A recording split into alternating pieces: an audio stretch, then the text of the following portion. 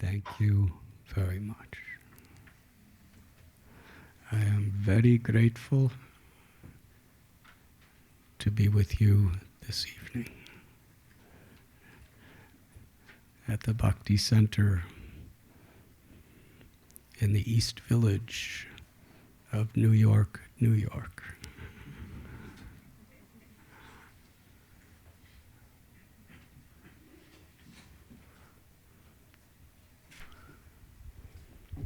Sometimes when you start getting older and you travel a lot, you don't know where you are. So I said that to remind myself.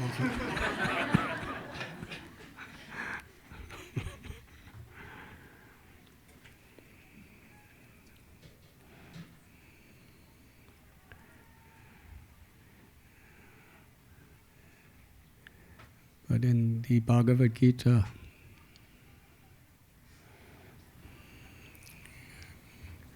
Krishna speaks about the unity of life within the vast diversity.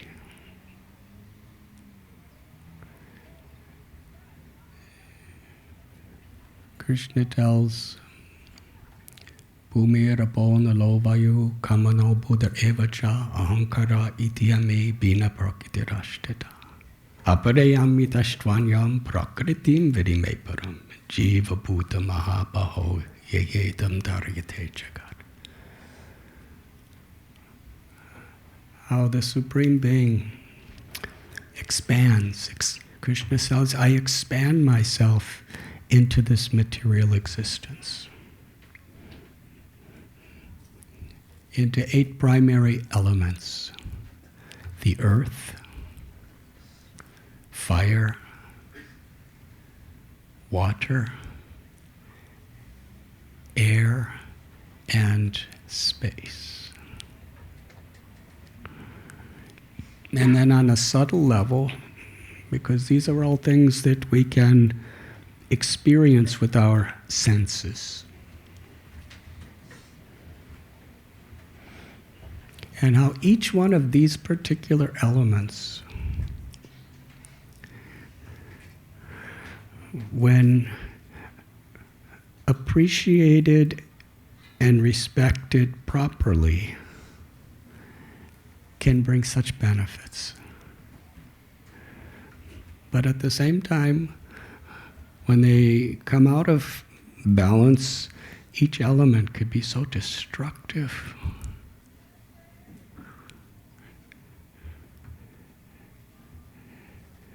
We have a hospital, a charitable hospital in Mumbai. It's called Bhakti Vedanta Hospital.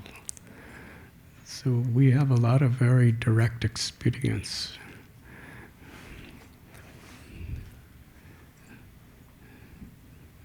Some years ago,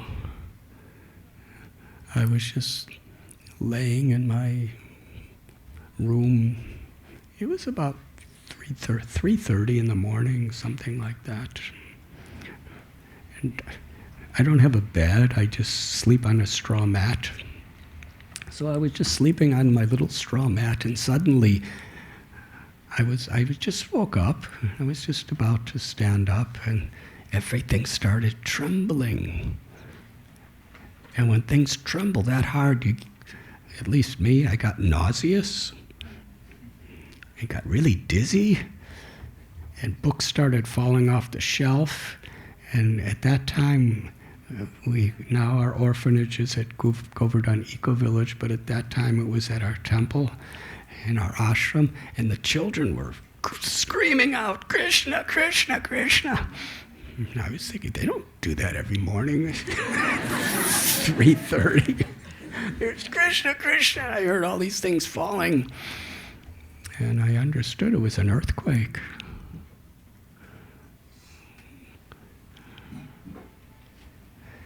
When we took rest the night before, we just assumed everything will just be like normal.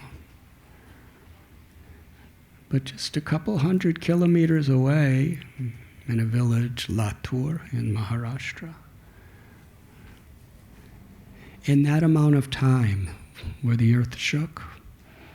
They were at the epicenter, and I believe between approximately 30,000 people died.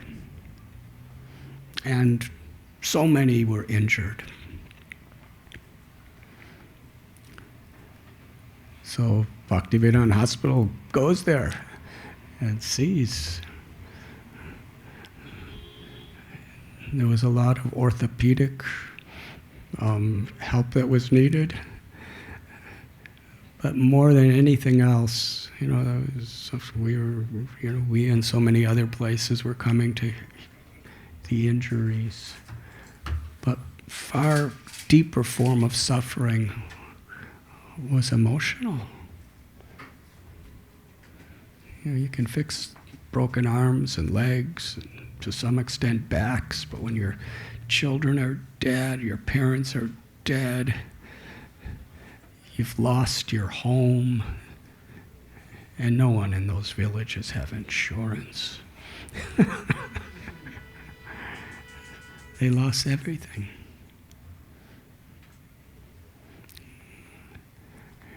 And the thing that they appreciated most, more than all the medical care even, was just giving them the understandings from Bhagavad Gita about the nature, the eternal nature of the soul. Najayate mriyate vakadachit, nahanyate hanyamane sarire. And how even in the most difficult times, in this short little span of space where we're in this body, we could always find eternal shelter if we turn to God, to the Supreme Being, who we call Krishna. And kirtan is a way of calling to that Supreme Being for shelter. So they appreciated these people. There were Hindus and Muslims and Christians and Jains and Sikhs and agnostics, and some, before the earthquake, they were atheists.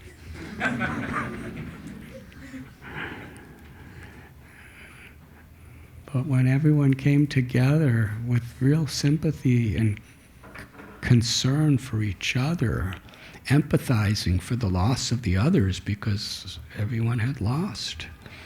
And the doctors there, they were so empathetic because para dukkha dukhi, because they're compassionate people. And you can heal the minds through good philosophy, encouraging words, hopeful demeanor. You can heal the body to some extent through medical practices, whatever it may be.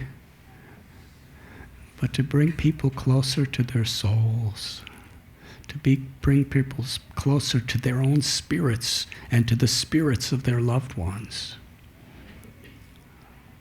It comes when we simultaneously come closer to the Supreme.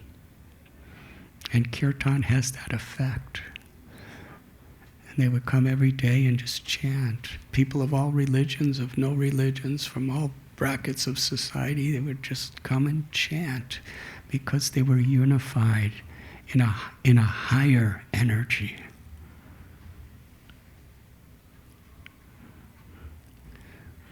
But that's just when the earth just shakes.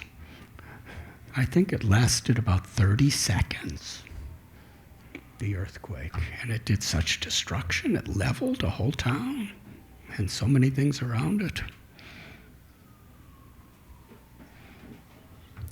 See those sirens?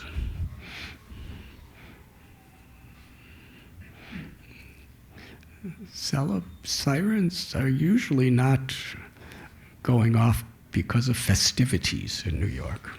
They're usually going off because of serious crisis. People are trying to help others. And then a few years later in Kilari, a town in Gujarat, the same thing happened, an earthquake.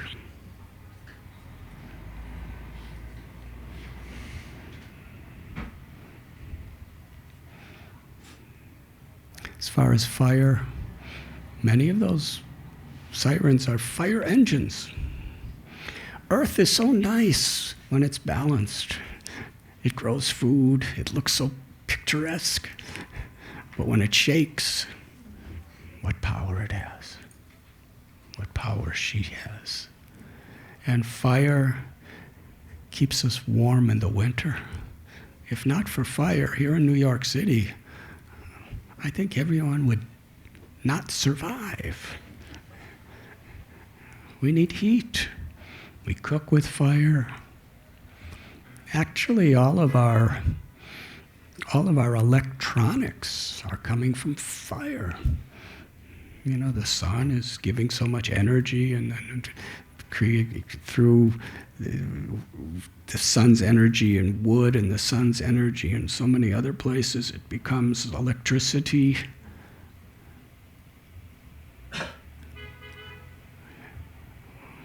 In our tradition, when people get married, we light a sacred fire.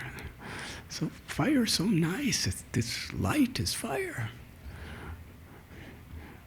But if just one tiny match, a flame, no bigger than an infant baby's little finger, if we don't tend to it properly, it becomes a fire.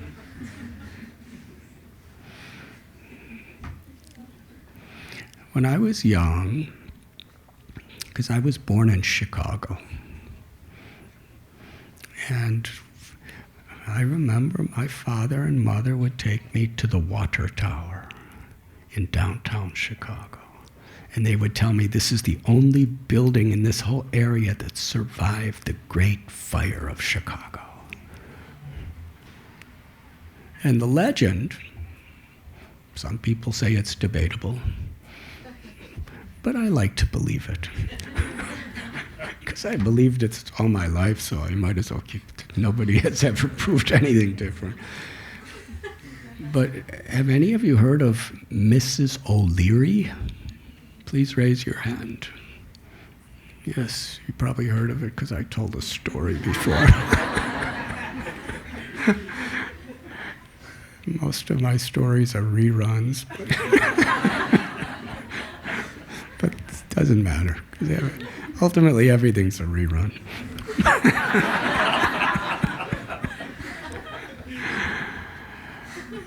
But somehow we're still running. And we're rerunning. But anyways, Mrs. O'Leary lived in she lived in Chicago, but in those days she had a little barn, and she had a cow, and she had a lantern. And she forgot to leave that little lantern with the little flame on just that high. It was giving light. And somehow the cow kicked the lantern. Fire. It burnt down the entire city of Chicago. Began this big in a lantern. The power of fire. You know, the bombs that they're building is inducing fire. And as far as water, Bhaktivedanta Hospital was called to the state of Tamil Nadu when there was a massive tsunami.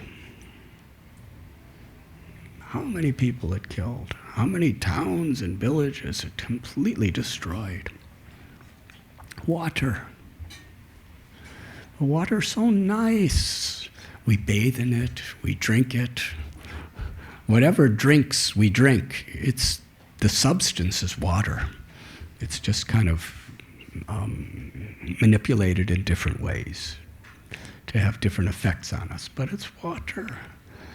We can't live without water. It's so pleasing. We go to the beach, we go swimming. But when water goes out of control, floods,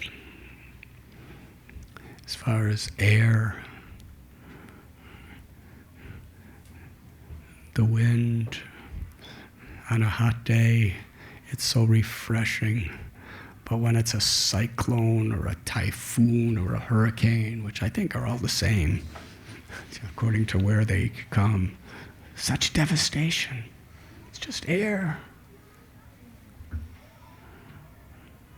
and space.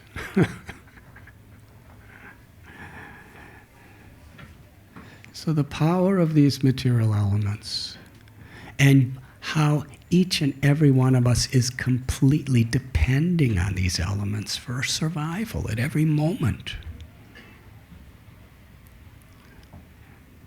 And Krishna tells these are all divine energy emanating from the Supreme Source. To respect the power and to be grateful for all the benefits, for all the gifts. And the subtle energies are even more powerful. The mind, the intelligence, and the ego.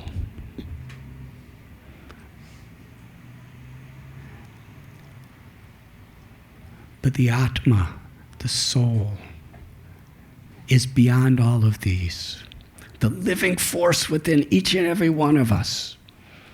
That force, that person that's experiencing life through our senses.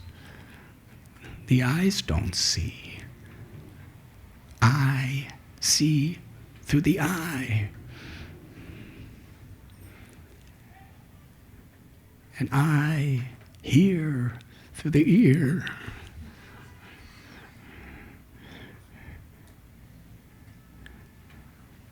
Like that. The eternal soul is Mamaivam so Jivaloke, is a part of the Supreme Soul. And by its nature, it's full of happiness. By nature, it loves, divine love. And forgetfulness of that love is the root cause of all suffering. Because we're trying to find that pleasure in so many ways, through so many people, and through so many things and experiences. But because it's not in connection with the nature of the soul, it's limited and it's very temporary. Therefore, dukkhalayam ashashvatam. Therefore, frustration. And in that frustration of disconnection from our own soul, what do people do to each other?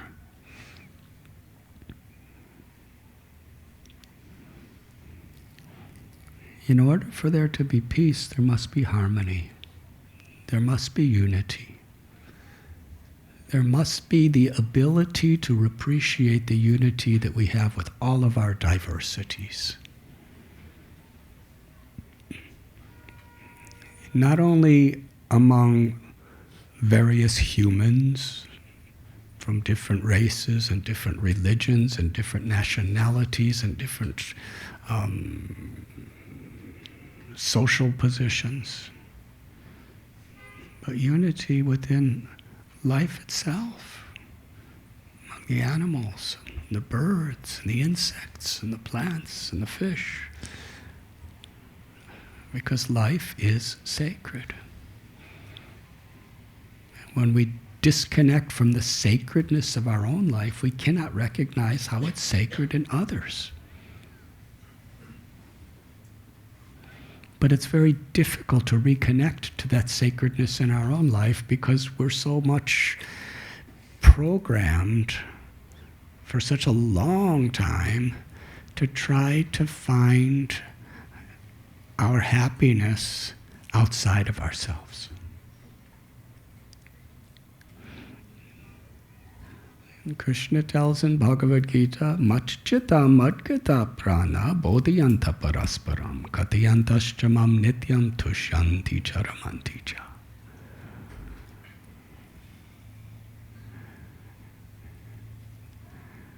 That when we enlighten one another, when we have community, when we have society that enlightens one another, by bringing out the good in each other.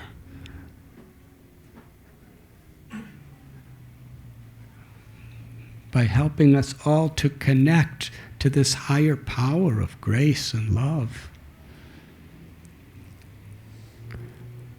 Then we could actually, through the people around us, it connects us with the love and the peace within us.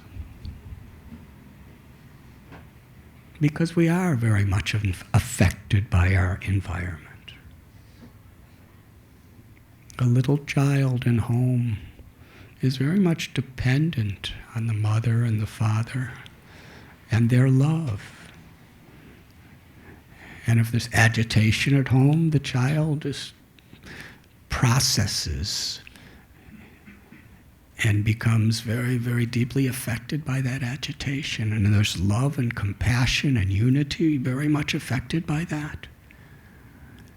And in that sense, we never grow up. We just intellectualize things. We become more defensive. We become more wary of who to trust and who not to trust.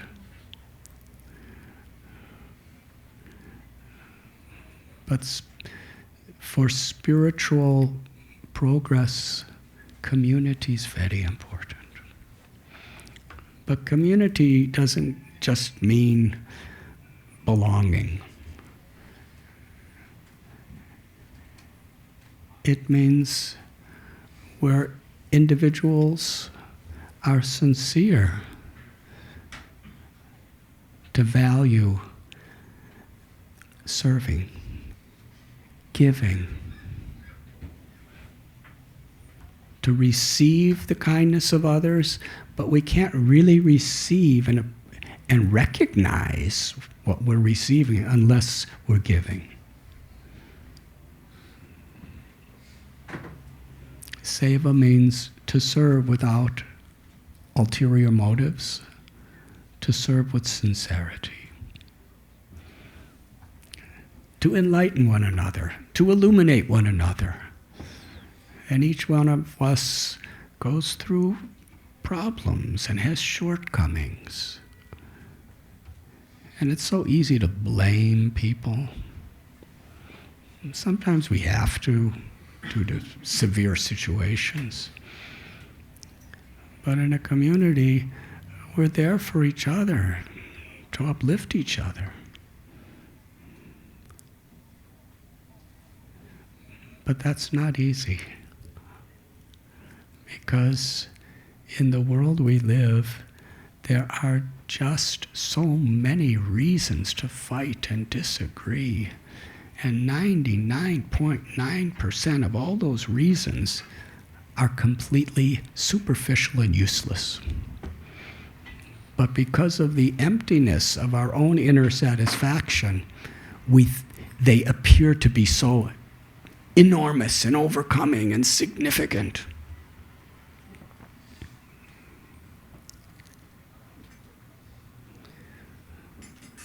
There's a beautiful verse, Mahajano yena gata sabandha, which means we can understand teachings with our intellect, but they really go into our heart when we hear of how others are living by these principles. And we try to follow in the footsteps of great souls. And some great souls are avatars and they're saints. And if we try to imitate them, one of these sirens might come for us.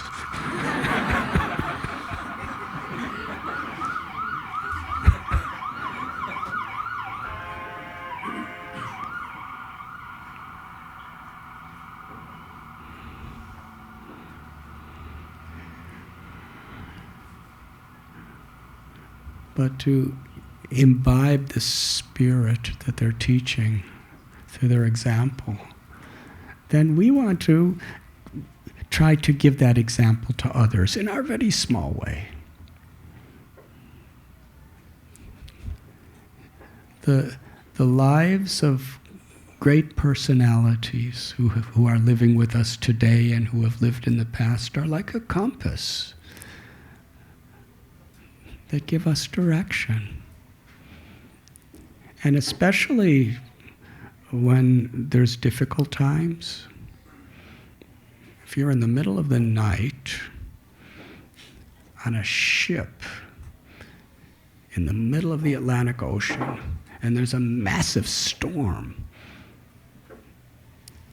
you look at your compass and you try to adjust everything so you can go in the right direction. Otherwise, you're lost.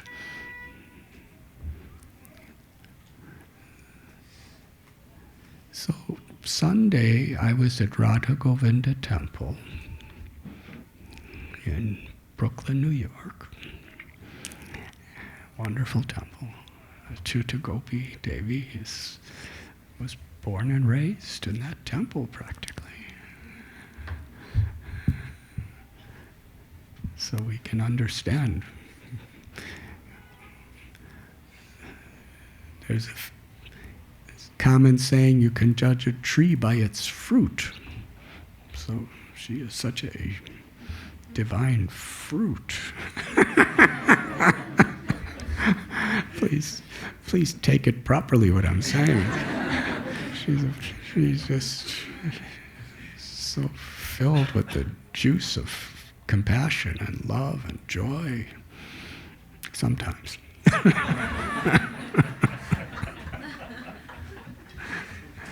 And even at the times when it isn't, she gives it. That's her greatness.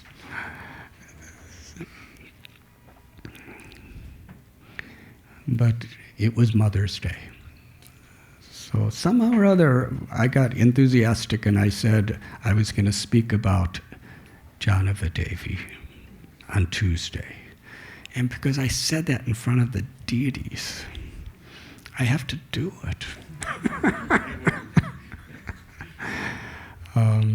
It's a very deep story that takes hours to even begin, but I'm going to just say a few things. She is a manifestation of the Hladini Shakti, of the divine feminine power of God, the energy of God. And that power is the power of compassion, that power of forgiveness, and that power of love. And she appeared in this world as just a loving lady and a loving mother. She was born in a holy place. We still go there. It's in Bengal. It's called Ambika Kalna. How many have been there? There's a wonderful tree there. And there's so many wonderful, but it's a beautiful place. Simple little village, even today. But she was born there. Her father was Suryadas Sarakala, who happened to be like a treasurer for the government. And mother was Bhadravati. And she grew up just like just a wonderful little child, helpless little baby, crawling around, learning to walk. And everybody just loved her because she had such natural respect for every being and compassion for every being. She had such natural love in her heart. And later, she married with Nityananda Prabhu, who is Balaram in the Leela of Krishna. And Nityananda Prabhu was especially empowered to show compassion on the highest spiritual level to the people who were in the most need.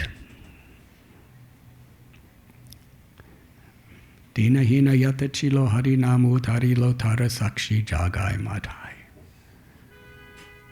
Really, people who were so disconnected, the most disconnected people from their own hearts, he would reconnect. People who were murderers, thieves, dacoits, people who were just hopeless, depressed, people who were completely addicted to alcohol and drugs and just completely out of touch with their families and themselves and everything. He would especially try to find those people. And by his compassion, by his mercy, he would give them God's names and give them such compassion that they would be restored and they would become saints. It was incredible. And Jahnavi was also known as Ishwari, his wife. She was just the same. She had the same powers, the same compassion, the same love. And after Lord Chaitanya disappeared from the world and Nityananda disappeared from the world, the entire Vaishnava or devotee community in all the lands and all the provinces, they all accepted Jahnavi as the senior most guru in their hearts. And even the greatest renunciates, sannyasis, babajis, pundits, they would all come before her and humble themselves and put their head on her feet and beg for her blessings. And she was so simple, so humble, but had such power of compassion. So after some years after Lord Chaitanya and Lord Nityananda disappeared from the world, almost all of their associates had disappeared. And Narottam Das Thakur, Srinivasacharya, and Shamananda, they were from very, very different backgrounds. But they were all classmates in Vrindavan of Jiva Goswami. They all had different gurus too.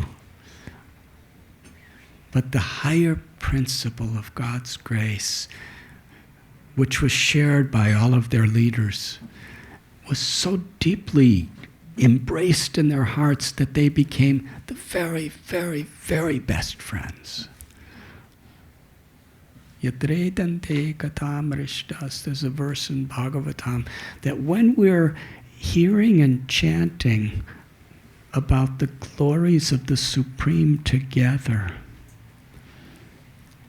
with sincerity,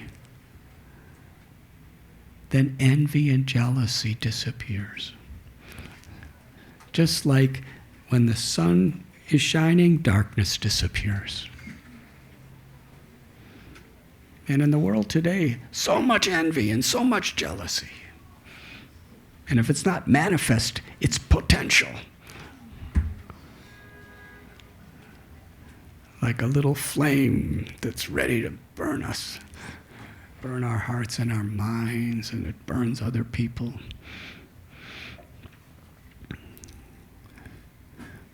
But they were such loving persons, and they had such deep relations with each other.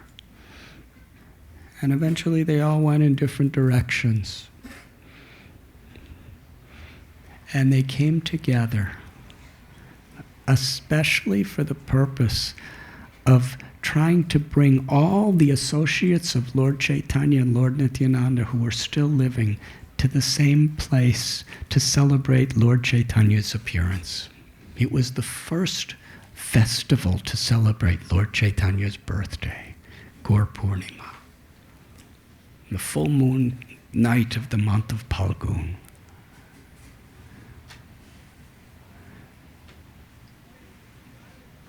And Narottam Das Thakur, he had a vision. The vision was Lord Chaitanya appeared to him and said, I'm living in a silo filled with poison snakes. Go there and come and get me. So Narottam Das Thakur, he just came back to his native place where his cousin brother was like the ruler of that place, and he just wanted to offer everything for the well-being, spiritual well-being of all the citizens. And so Narottam was asking, do you know, is there any silos, granaries that's filled with snakes? And everybody said the same thing. Yes, Vipradas. It was very famous. So he went to the place and he met Vipradas. He said, do you have a silo filled with poison snakes?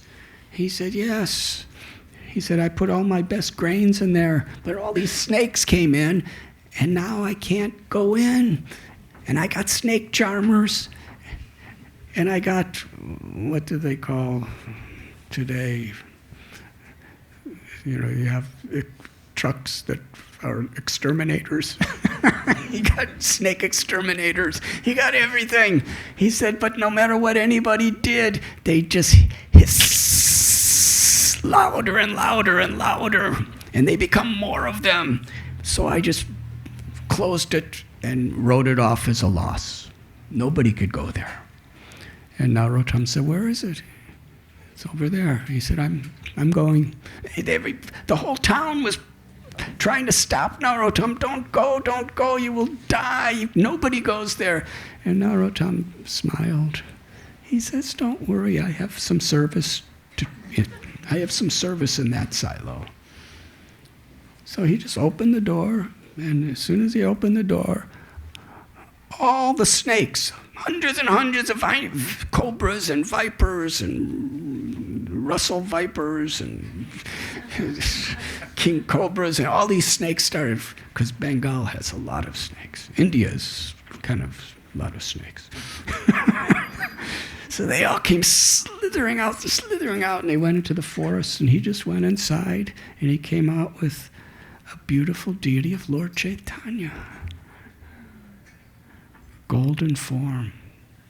I've gone to see that form. He's actually made of pure gold. He's about this big. I have a photo of him too. I got to hold him. But anyways, this is like about 450 years ago.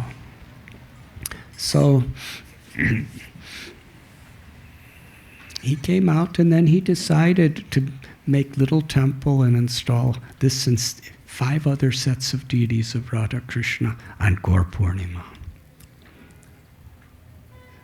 So when the 3 of them, Srinivas, Narottam, and Shyamananda, were together, they loved each other so much, and they loved everyone so much. They wanted to have this festival for everyone's happiness. And at that time, Srinivasacharya's wife, he was a married man, and Narottam Das was a renunciate, but they were best of friends. There was no one is better than another. They loved each other. They appreciated each other. Something we could all learn to do if we just decide that's important and make it a priority. And Srinivasacharya's wife,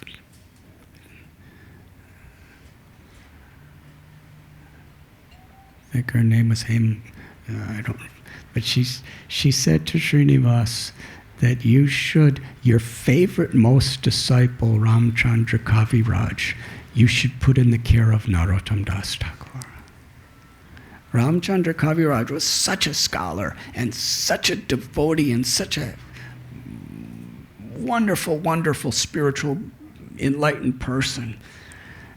And Srinivas, his best follower, his best student who was doing the most help for him, he said, please help Narottam.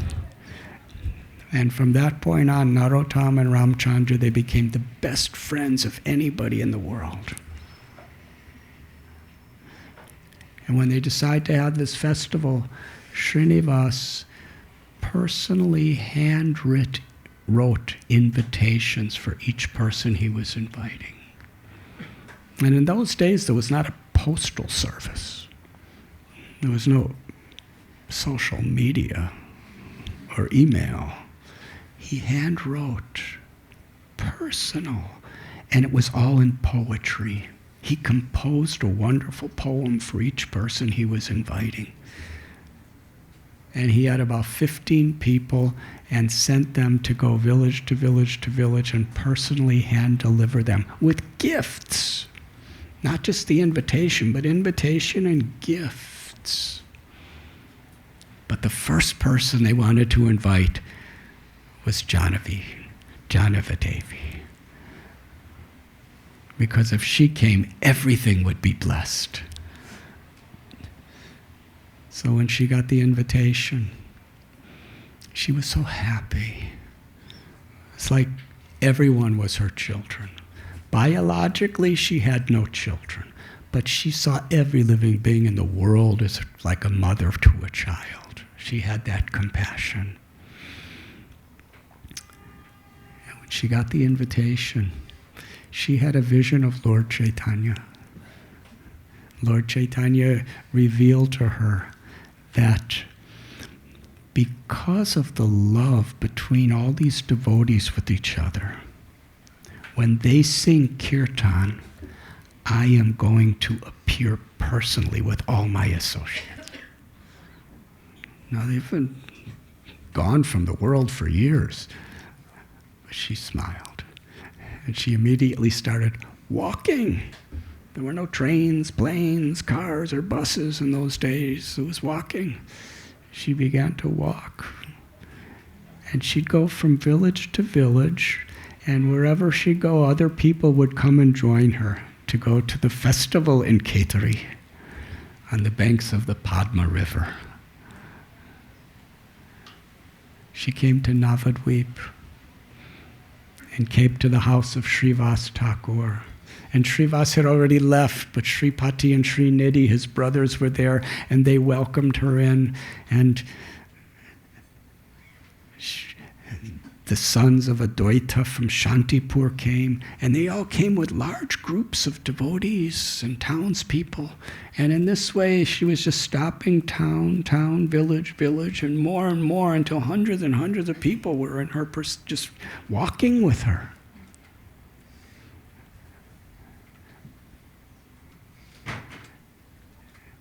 And when they came to the Padma River, Santosh Dutt, the brother of Narottam, he organized a very giant boat, several of them, to bring everyone across the river, because it's a very wide river. And when they arrived, each person was given so much gifts, and each person was personally given a particular type of residence that was very pleasing to them. And among Narottam and Srinivas and Shyamananda, their students, each was assigned to personally take care of each of the guests.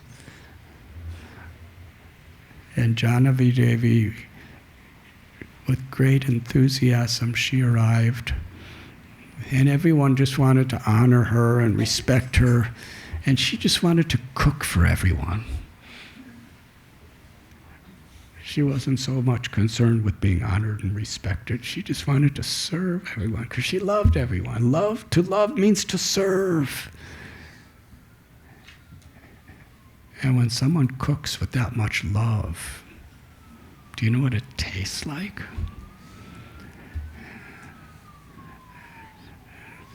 Prasad's going to be served in a few minutes.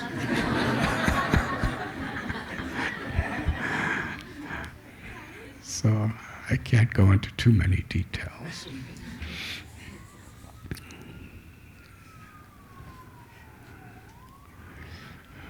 But there was when it was time to install the various temples, Srinivas and all the devotees first came to Janava and begged for her blessings. And then they went to all the senior devotees who were so filled with compassion and asked for their blessings. And then they began. And after all the ceremonies were complete, then they had kirtan. And Narottam Das was about to sing. And Janava Devi, with the love of her heart, she stared continuously at Narottam Das Thakur and infused him with her love, with her compassion, with her Shakti. And Narottam began to sing. And because he was infused by Mother Janava's love, his kirtan was so sweet. It totally melted everyone's hearts.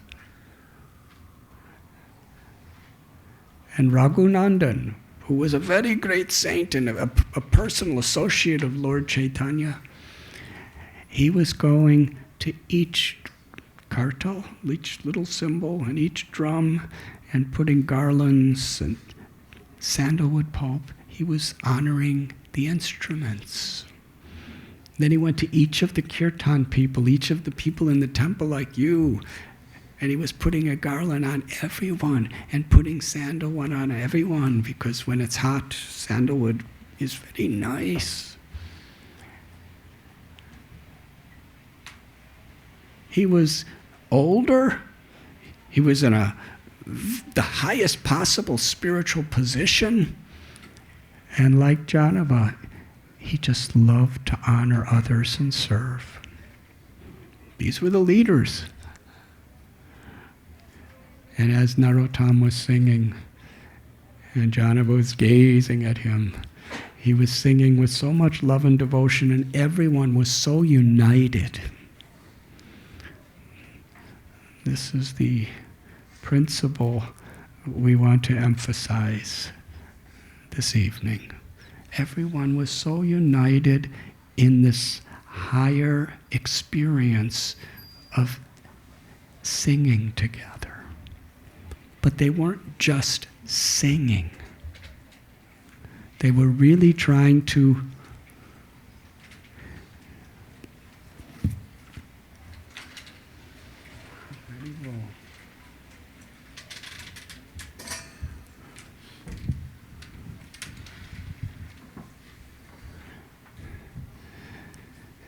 They were singing for the pleasure of God. But they understood the secret. What gives pleasure to God is when God's children are united. When we're showing love and respect and affection for each other. When we're really trying to be well-wishers of each other, trying to uplift each other. And that was their spirit. So yes, there are so many reasons to be arrogant and try to prove ourselves and try to fight. But it's also so childish. Because it undoes anything we're trying to achieve spiritually.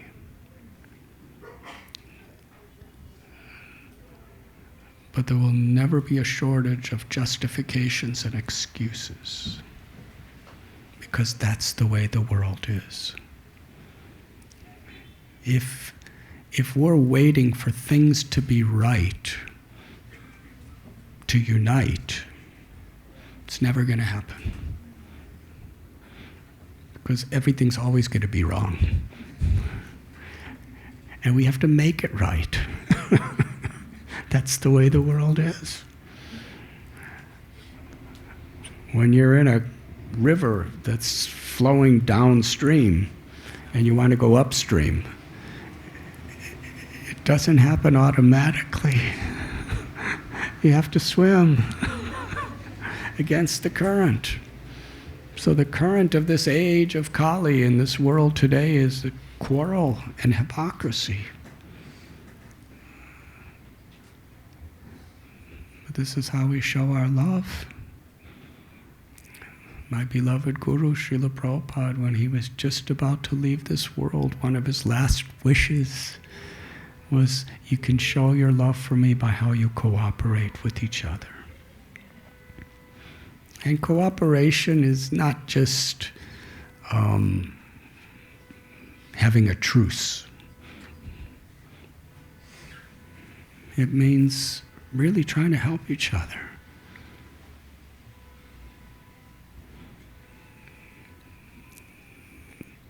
That's a spiritual family, when the family is trying to help each other. Family that prays together stays together.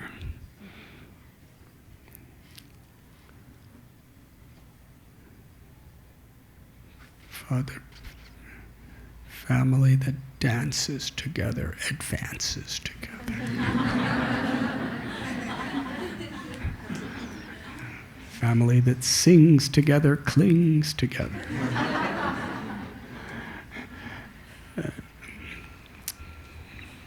I'll end there. But family doesn't just mean biological. It means,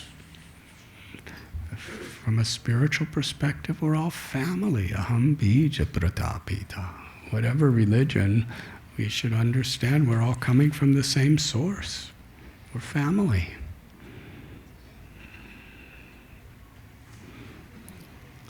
So real cooperation is to really try to be there, to bring the good out in each other.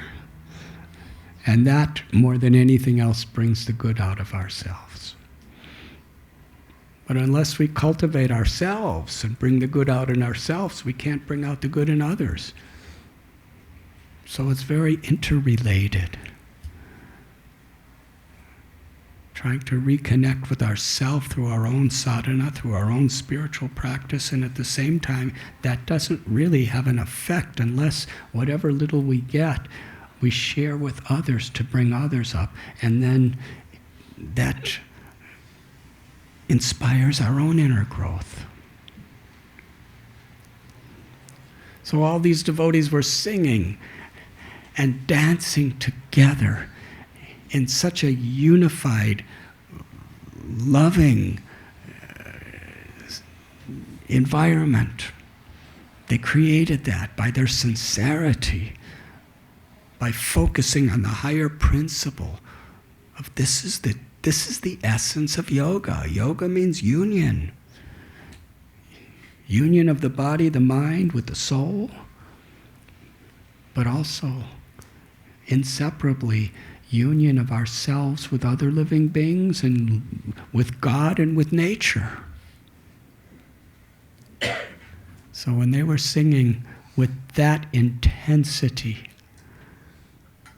Lord Chaitanya, Lord Nityananda, and all those associates, Rupa Goswami, Sanatan Goswami, Swarup Damodar Goswami, Ramananda Rai, Murari Gupta, Haridas Thakur, Srivas Thakur, Gadadhar Pandit, Buddhimanta Khan, Raghunath Bhatta Goswami, and hundreds of others, they just appeared, smiling, and danced with all the others.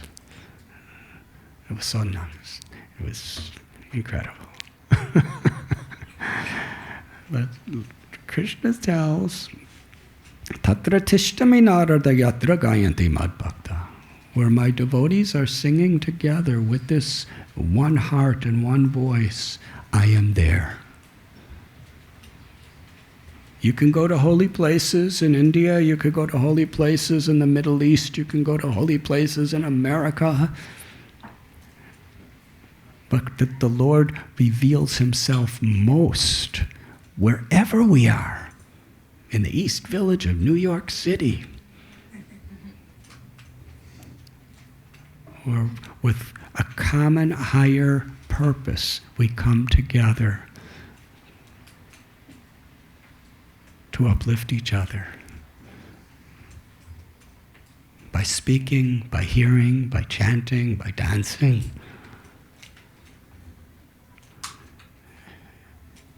And that's where the greatest purification of the heart and the greatest joy can be discovered.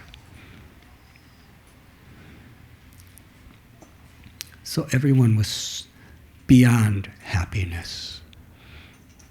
Can you imagine, even in this worldly context, people that we love that have departed from this world, for them to be with us again? What would be your joy? And these are saintly peoples and avatars of God and God Himself that appeared with them. It was just incredible. They were dancing and singing with such joy, with such ananda, ecstasy. And Janavi Devi, she was seeing it all, and tears were pouring from her eyes because she was seeing such happiness. There's a beautiful verse in the Vedas. In fact, my beloved teacher, Srila Prabhupada, he said, this verse is the purpose of all Vedic literature and culture. Let all beings be happy. Very simple. That's the essence of the Bible. That's the essence of the Holy Quran. That's the essence of all Bhagavad Gita, Srimad Bhagavatam. That's the essence of all knowledge of all scriptures. The Buddha Sutras, let all beings be happy. But real happiness. Happiness that doesn't end in suffering. Happiness that expands forever. That's the awakening of the soul. That's the connection with the all-beautiful Supreme Being, the personality of Godhead. So they were all dancing and singing, and Janavi Devi was just watching and crying in happiness to see all of her children in such an enlightened state. And then something happened. Listen carefully, please. Lord Chaitanya embraced Srinivasacharya and Narottam Das Thakur and spoke something to them. Very confidential subject that nobody knows. After he spoke,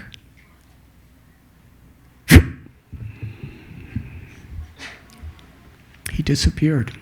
And all his associates disappeared. Everybody that appeared disappeared. And now all the devotees are just looking around. Where is Lord Chaitanya? Some of them were crying out, where is Lord Nityananda? Where is Gadadhar? I was just dancing with Murari Gupta, where is he? I was dancing with Haridas Thakur, where is he? And Rupa Goswami was embracing me, where is he? And they were just running in all directions looking, and as much happiness as there was when they appeared, now there was great anguish because they disappeared. What are we going to do about this? It was Janavi Devi. She knew what to do. She called Srinivasacharya and Narottam and Shamananda and said, let us play holy.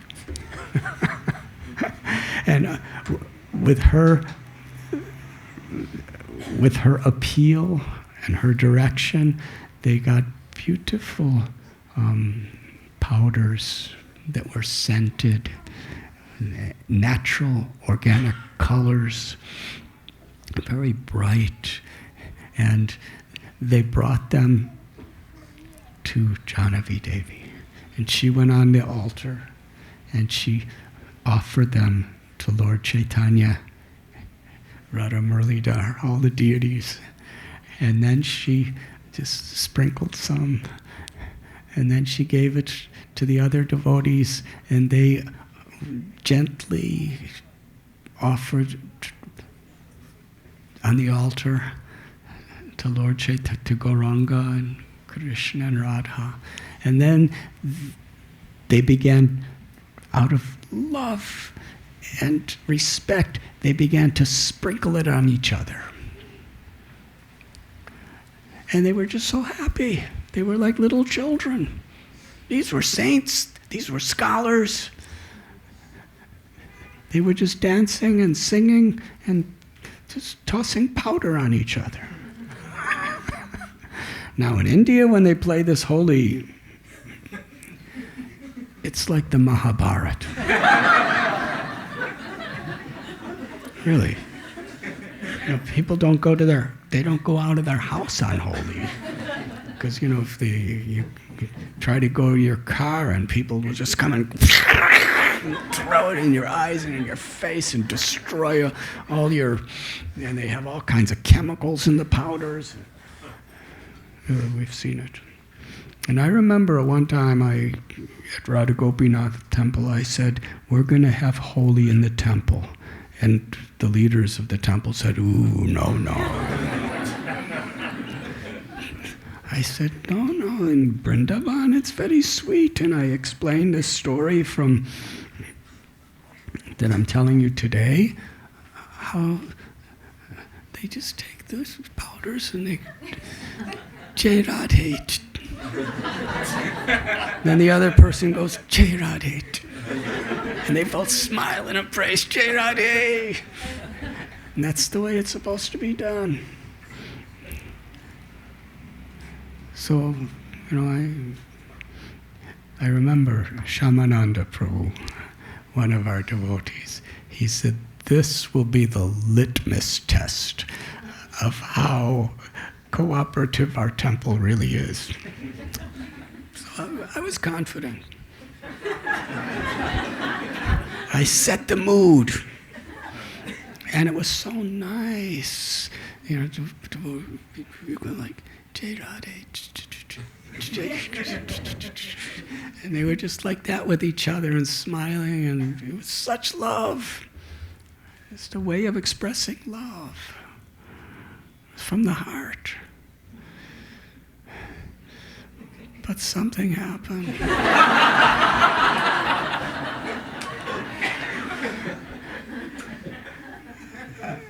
About 15 minutes later, it was Kurukshetra. It was a war zone.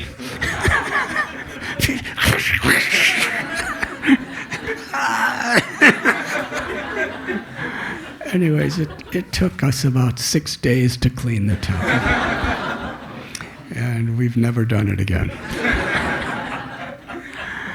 But anyways, Janava Devi, she was there, so everyone was happy, and so happy, and they had kirtan for the rest of the night. And the next morning, she cooked such wonderful, wonderful prasad, sacred food. With her own hands, she cooked it, she personally served it.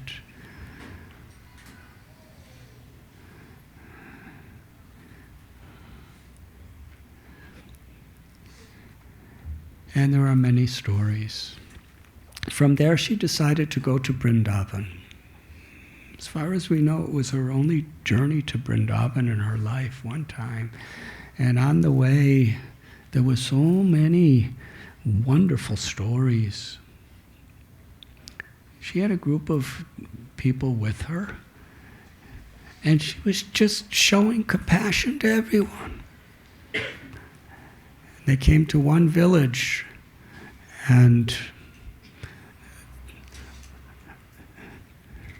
there was some dacoits, robbers, murderers. They saw her, surrounded by others. And they were thinking, the only reason she is being followed by these other people is because she must have a lot of money. She must have jewels. So they decided, tonight we are going to kill her and steal everything she has. And they were not just like regular people. They were trained killers, very powerful men. There was a whole gang of them. And they plotted everything perfectly. When it got, they had a spy who was among the devotees. And he was sending messages. They're having kirtan. Messages coming back. People have to come with little notes. They're still having kirtan. Going back again. Still having kirtan. They're getting really anxious. But as they're getting anxious, they're getting more greedy. The greed is just boiling in their hearts. Then they get the message. They all went to sleep. Now it's dark. So the leader of the gang, this very ruthless person, he said, "Follow me." And they started running as fast as they could. They were in a place where they could see them. They were only like a few hundred meters away, hiding in some forest. They started running. They were running as fast as they could to just catch them by surprise, kill them all, and take everything they had. They had their weapons in their hands. They were running, and they kept running and running. And they kept seeing right in front of them in the dark these shadows of, there she is, right there. And they kept running. They ran all night. And they kept running as fast as they could. For like 8 hours they ran.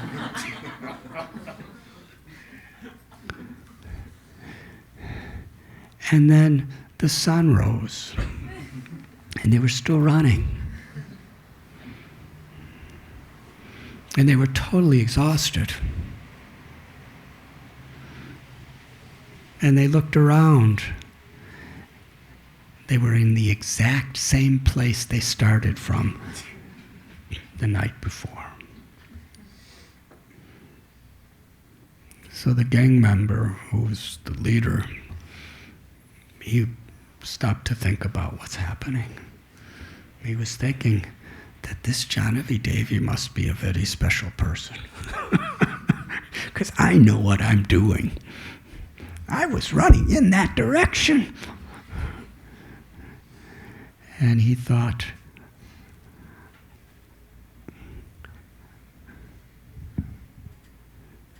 I'm so bad. I'm so cruel.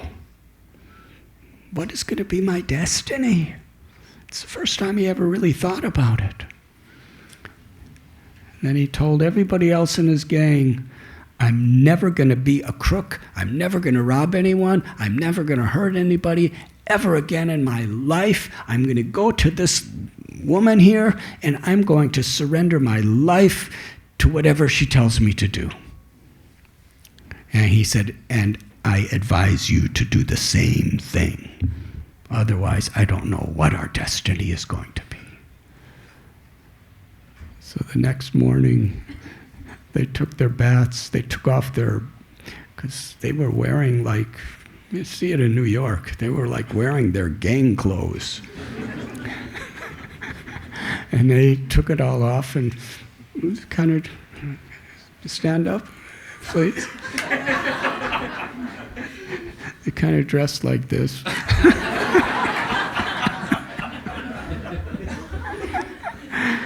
And they all went to Janavi Devi, and she just welcomed them with so much love and affection. She knew exactly everything that was happening. They said, we want to take shelter. She said, I give you full shelter. Please, just love God, love Krishna, love each other. And from that day on, they spent the rest of their lives as instruments of such compassion and love to everyone in society. And especially other crooks like they used to be, because they had very bad reputation for us, but for other thieves, they had a really good reputation, because they were the best. But when they'd come and say, you don't want to do this anymore, you should be like us, everyone became pure-hearted, compassionate saints. The power of one person's forgiveness transformed tens and thousands of people's, hundreds and thousands of people's lives.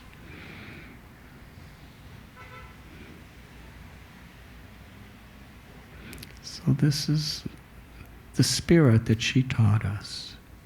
How to be forgiving, how to be compassionate, and how to be united on this higher principle of community.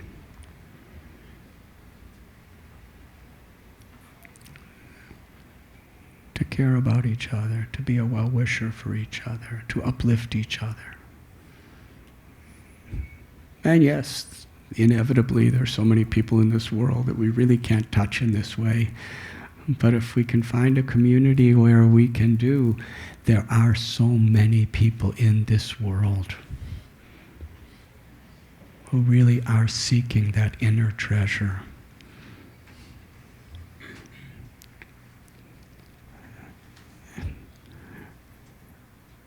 And if we can, even in a small way,